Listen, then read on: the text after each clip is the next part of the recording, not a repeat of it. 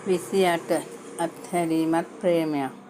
සුබ පතන ඔයාලගේ අලුත් ජීවිතයට. කිසිම තරහක් නැහැ අනුරාධ. මම එයාට හුඟක් ආදරේ.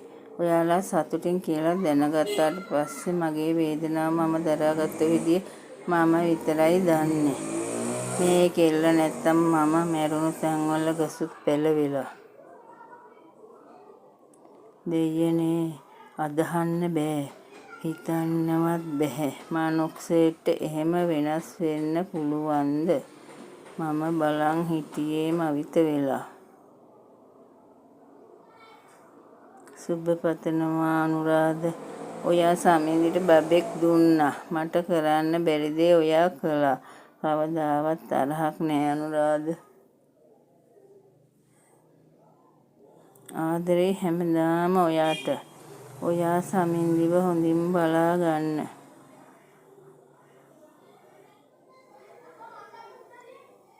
ඉන්නවාද මැරිලාද නොදැන හිටපු චතුරික.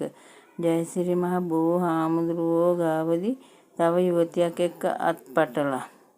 පුදුමය කියන්නේ ඈ ගැබ්බෙරව හිටියා. මාස 4ක් පමණ වෙන ගැබ චතුරිකගේ නොවේ නම් කාගේද? ඇත්තමයි මට ඇඬුණා. අයියේ සමින්දි උඹ එනකන් හැමදාම මග බලන් හිටියා අයියේ. මම කිව්වා නෙවෙයි මම හිතුවා. කොහොම කියන්නද අර ගැබ්බර යුවතිය ඉස්සරහා. ඇය මොනවා දන්නවද මොනවා නොදන්නවාද කියලා මම දැනගෙන හිටියේ නැහැ. හොඳම දේ නිහඬ වීම. අනිත් එක තමයි චතුරික හිතාගෙන ඉන්නේ සමින්දි මම ළඟ කියලා. මේ දරුවා සමින්දිගේ මගේ කියලා. මම කොහොමද මේවා නිවැරදි කරන්නේ? අනිත් එක මේ ගැහැණිය ගැබ්බර උනේ කොහොමද? සමින්දිත් චතුරිකත් කිව්ව විදිහට චතුරික රෝගියෙක්. දරුවෙක් හදන්න තියා සමින්දි එක්ක ලිංගික ජීවිතයක් ගෙවන්නවත් චතුරිකට බැහැ කියලා තමයි මම දැනගෙන හිටියේ. ගැහැණියෙක් පිරිමියෙක් එකට එකතු වෙලා මොනවා කරනවද කියනවා මම දන්නේ නැහැ අනුරාධ. එහෙමම ඕනත් නැහැ. චතුරික ආසාවට මාව තුරලට අරගන්නේවත් නැහැ.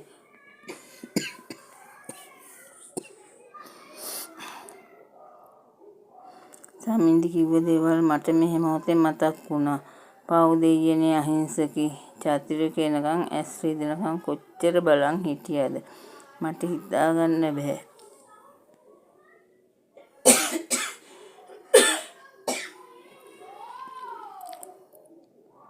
මම තවමත් හිටියේ තුස්නීම් භූත වෙලා වගේ.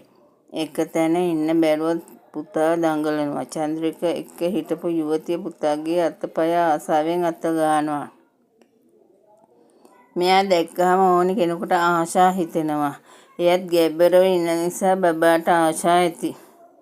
මම ඒ දිහාම බලන් හිටියා. සමින්දිට වැඩි ටිකක් සුදු කොණ්ඩෙ දිග ඇයට තිබුණේ චාම් ලස්සනක්. ඒත් සමින්දිට සමාන රූපයක් අහිංසකකමක් ඇයට තිබුණා. සමහරට චතුරික මෙයාව තෝරගන්න ඇත්තේ සමින්දිට සමාන රුවක් තිබුණ නිසා වෙන්න ඇති. බුදුමින් බලන්න එපා බං මේ මගේ වයිෆ්. එතකොට අයියේ මේ ඒක මගේ මනස්ගාතයක් බං. මෙයා බැන්දට පස්සේ මෙයාගේ බලකිරීමට මම ඩොක්ටර් කෙනෙක් හඟාවට ගියා. එතනදී තමයි මම දැනගත්තේ මට එහෙම කිසිම අසනීපයක් නැහැ කියලා. ඩොක්ටර්ස්ලා මට බෙහෙත් දුන්නා. අපි බැඳලා ඉක්මනට බබෙක් හැදුවා. මේ දෙවනියා. පළවෙනියා පුතෙක්. එයා මෙයාලගේ අම්මා එක්ක රුවන්වැලි සෑය ළඟට ගියා. එයාට අවුරුදු 2යි. ආසාවට මම තව බබෙක් හැදුවා. සමින්දිට පින තියෙන්නේ ඔයා ළඟ. එයාටත් දැන් දරු පැටියෙක් ඉන්නවා. මට සන්තෝසයි. හැම දෙයක්ම තේරිලා සමින්දි හොයන් එනකොට ඔයයි එයයි එකට එක ගෙදර ඉන්නවා දැක්කා. එදා ජීවිතේ කලකිරිලා මුහුදේ පනින්න ගිය මාව බේරගත්තේ මේ කෙල්ල. මම ඒකිට සදා ණය ගැතියි අනුරාධ.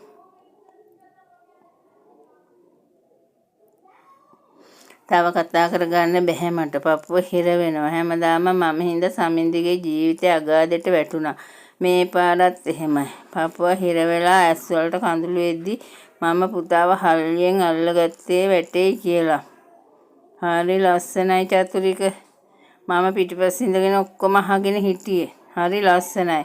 මේ දරුවගේ අම්මා සමින්දි නෙමෙයි චතුරික මමයි.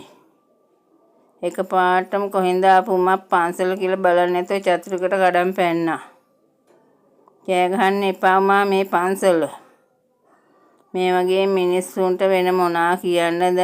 අනු ඇස්වලට දැකලා නිගමනය කළා අහිංසක ගෑණියෙක් පාරටම දැම්මා. තමුන් දන්නවද අනුරාධ සමින්දිගේ ගෙදර ඉඳගෙන මොනාද කළේ කියලා? නංගි උමා. ඔව් චතුරික අයියේ මම උමා තමයි. ඔයා දන්නේ නැහැ නේද සමින්දිට පිළිකාවක් හැදුනා කියලා විතරක් නෙවෙයි අනුරාධයාව සනීප කළා කියලා. අනුරාධ. ඔව් අයියේ ඒක තමයි ඇත්ත. මමයි අයියේ සමින්දි සනීප කළේ. අනිත් එක තමයි මමයි සමින්දි අතරේ ඔයා හිතන විදිහේ සම්බන්ධයක් කවදාවත් ඇති වුණේ නැහැ. අනේ මට සමා වෙන්න අනුරාධ. මම හැමදේම වැරදියට වටහා ගත්තේ. අනේ දැන් සමින්දි කෝ අනුරාධ? මේ චතුරික අයියේ සමින්දි කොහෙ හිටියත් එයා ඇත්තේ හොඳ තැනක. දැන් ඔයාට නෝනා කෙනෙක් ඉන්නවනේ. ඔයා එයා එක්ක සතුටින් ඉන්න. ආයෙම සමින්දිගේ ජීවිතය අවුල් කරන්න එපා. ඔය කෙල්ලට ඔයාගේ දරුවන්ට දුකක් දෙන්න එපා. මම මාව ඇදගෙන එතනින් ගියා. මට දුක හිතුණා. චතුරික අපි දිහාම බලන් හිටියා. දැන් ඉතින් චතුරික හැමදාම ඉඳෝයි. අපිට චතුරික හමු නොවෙන්න තිබුණේ. ওই වගේ පටු අදහස් තියෙන මිනිසුන්ට සදාකාලික දඬුවම් විඳවීම තමයි අනුරාධ. අපි යමු. පුතුත් වඩාගෙන මම ඇදගෙන වගේ එතනින් ආවා. කොහොම වුණත් මට චතුරික ගැන ලොකු දුකක් උපන්නා.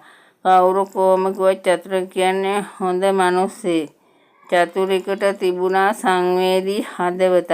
එයා සමින්දිට ගොඩක් ආදරය කළා. නිකන් පිස්සුවෙන් වගේ. මේක මට මාර ආදරේ බං. මම කන්න ආස දෙයක් තියෙනම් කොහෙන් හරි හොයලා හදලා දෙනවා. දවසක් මම කොල කැඳ බොන්න ආස නිසා මට හොඳට මතකයි. මහා වැස්සේ දනක් වතුරේ බැහැගෙන ගිහින් කොල කැඩුවා.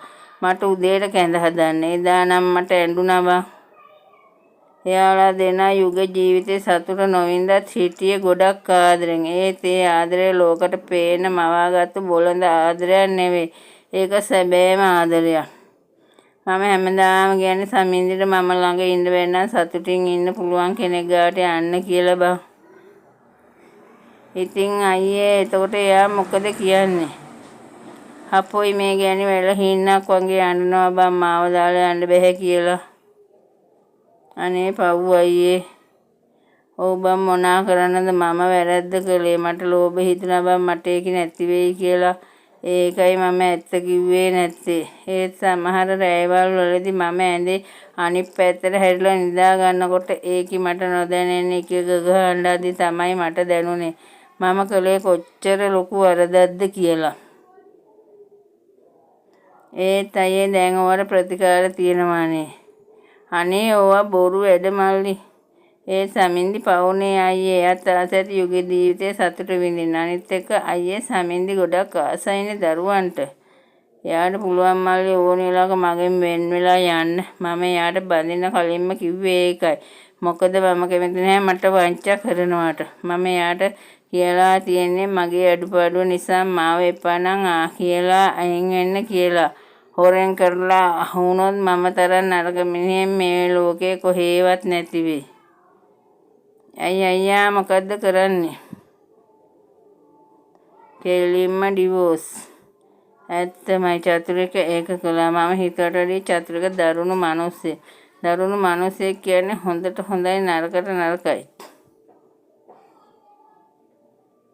ඇති දැන් කල්පනාව බහින්න අනුරාධ. චතුරික එක මනෝ ලෝකෙක වුණු මම ගැස්සුනේ මාගේ හඬින්. ඉන්නේ කොහෙද කියන්නම මම දැනගෙන උන්නේ නැහැ. අපේ කාර් එක නවත්තලා තිබුණ මහා විශාල කැලයක් මැද්දේ. මේ කොහෙද කියන්න මට නිශ්චයක් නැහැ. අනිත් එක මෙහෙම ගමනක් එනවා කියලා කලින් දැනගෙන හිටියේ නැහැ. කොහෙද උමා මේ?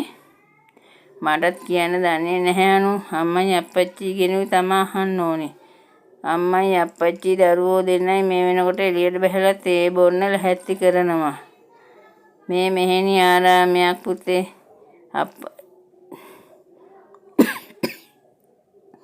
අප්පච්චි මම ඉස්සර අවුරුද්දක් ගානේ එනවා කැලේ මැද්දේ හරිම ලස්සන තැන. ලොකු මෑණියෝ අපවත් වුණා. දැන් අලුතින් මෙහෙණි වහන්සේ කෙනෙක් ඇවිත් ඉන්නවලු. හරිම ලස්සනට ධර්ම දේශනා කරනවලු. මට කිව්වේ කන්දේ ගෙදර සුනන්දා. මොකද එයාලා අවුරුද්දක් ගානේ දානයක් දෙනවා.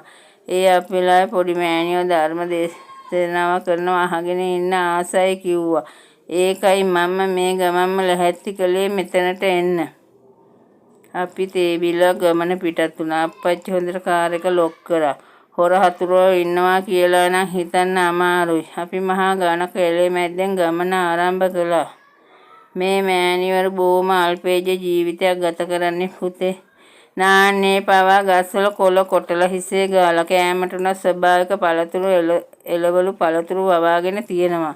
කැලේනේ ඉතින් ඕන දෙයක් හොඳට හැදෙනවා. පුතාට මතක නැති වෙති මම ඉස්සර ගියාම පළතුරු ගේනවා. මේන්න මේ චිංචි මාණික්ක දෙක ආවට පස්සේ තමයි අපිට එන්න බැරි වුණේ නේද මහත්තයා? අම්මා කියන්නේ පොඩ්ඩිගේ හිස සිමින ගම. අක්කට පුතෙක් හිටියත් අම්මයි අප්පච්චි ආදරේම මේ සක්කර වට්ටම් දෙකට. හැබැයි ඉතින් දැන් නම් දෙන්නාටම කෙලවෙන්න තමයි යන්නේ. කොල්ලා නිසා. මම පොඩි අවුස්සමින් පොඩ්ඩිගේ නහය මෙලක කැලේ මැද්දේ ඉදිරියටම ගියා. ඒ අතරේ පුතු පෙට්ටිය ඇහැරිලා මාව හොයනවා. මාව දැකලා ඉතින් හොඳ හිනාව අතට පනින්න හදන්නේ. මෙයාට ඉතින් මම කොච්චර කළා වැඩන්නේ අප්පච්චි නරක කොල්ලේ. උමා පුතාගේ පස්සට ආදරෙන් එකක් ගහලා මම අතට දෙද්දි පොඩ්ඩි තෙල්ලෙනවා. ඇඟේ මට හරිම ආසයි. මගේ ජීවිතය සර්ව සම්පූර්ණයි. මම පොඩි තුරුකල හූතු ඉඹගත්තේ උතුරලා යන දාරක සෙනෙහසකින්. තව කොටසක් ඉදිරියට. මේ මගේ ලස්සන කතා තවත් බලන්න මගේ channel එක subscribe කරලා bell icon එක click කරගෙන යන්න. ආදරේ ඔයාලට ගොඩක්. ඔයාලගේ ආදරණීයම සුනි.